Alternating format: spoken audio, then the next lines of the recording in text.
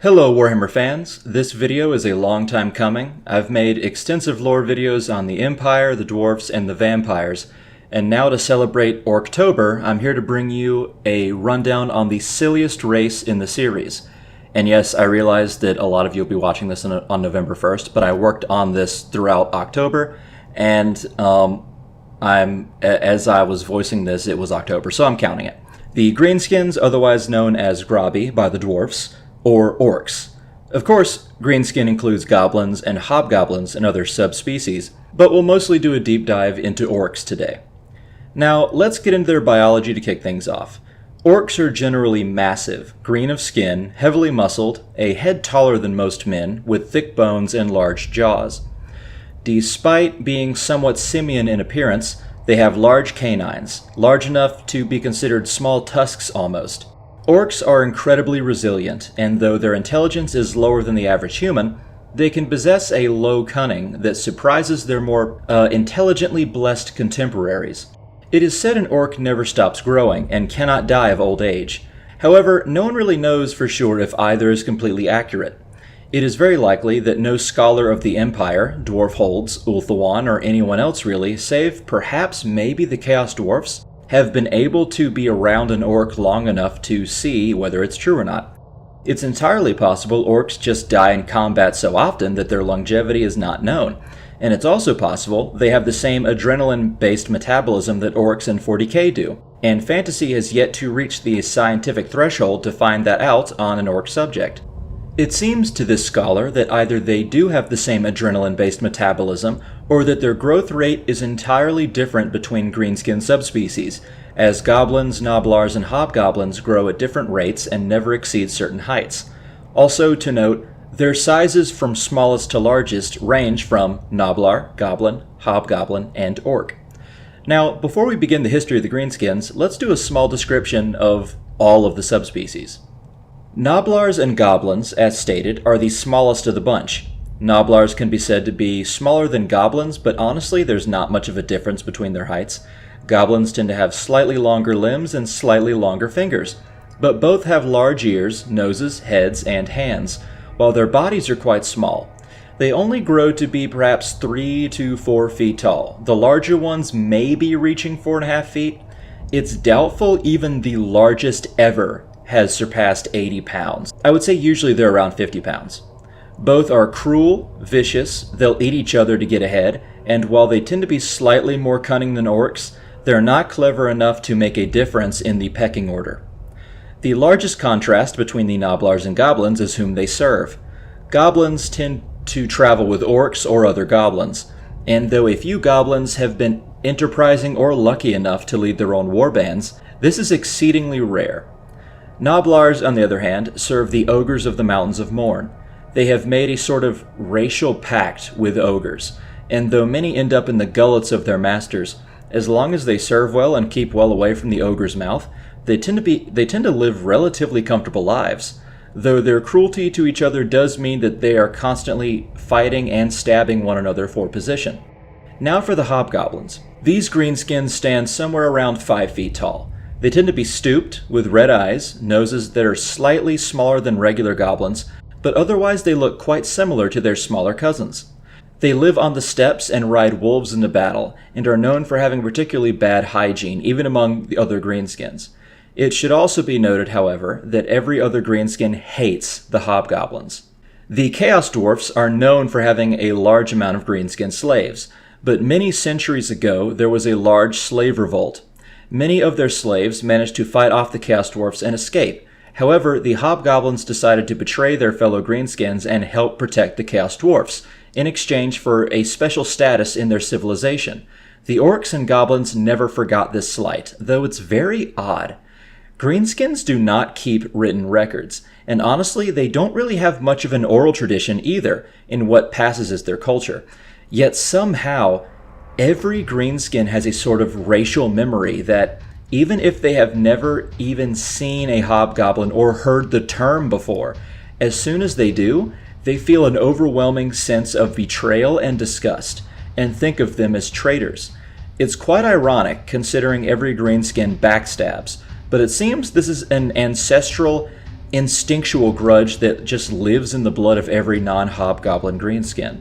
Also, a short side note on another greenskin subspecies, savage orcs. Really, they're just orcs, who live in areas where they cannot scavenge steel armor or weapons.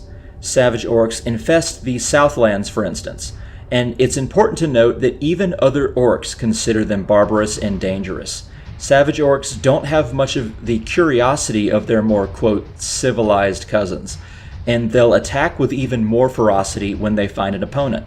Now onto their history. This will be a short aspect of the video because the history of the orcs and greenskins is quite simple. They showed up before prehistory, from some unknown origin. Even before some of the elder races were cultivated by the old ones, like the elves and dwarves, the orcs were there. Perhaps they had always been. Perhaps they had come to the world by some unknown means. Or perhaps they had been inadvertently transported there by the old ones themselves. But they were there. In fact, the first major assignment that the Old Ones gave their Saurus warriors was to wipe out the orcs. And though they killed many, the orcs were very tough and numerous, and orcs also evidently reproduce with spores like their cousins from 40k. So unless the Old Ones firebombed the planet, the orcs would always return, and return they did. The orcs are mostly known for their wars, as only the other races keep records and an orc usually attacks anyone else on sight. Orcs are responsible for the destruction of the vampiric Strigoi bastion of power, Morgheim, that was in the middle of the Badlands. They are responsible for dozens of dwarf holds being ransacked or defiled. Orcs under the Wa of Gorbad Ironclaw actually managed to invade the Empire, decimate an entire province, and Gorbad Ironclaw himself slew the reigning emperor of the time in single combat. Gorbad was sort of the Azavar Kull to Grimgor Ironhide's Archaon, in a manner of speaking. He was a cunning and huge orc, and he and his horde killed countless imperial citizens before they fell under the axes of the dwarfs of the Grey Mountains. He was also known as being an incredibly talented tactician and strategist, something that a lot of orc war bosses don't tend to do. Orc Wars, however, are not always damaging in a weird way. Orcs are the entire cause of the formation of the Empire of Man, as well as the Kingdom of Bretonnia. Their incursions led to Sigmar uniting the disparate tribes, making an alliance with the dwarfs, and winning the Battle of Blackfire Pass, which led to Sigmar being the emperor and eventually a god.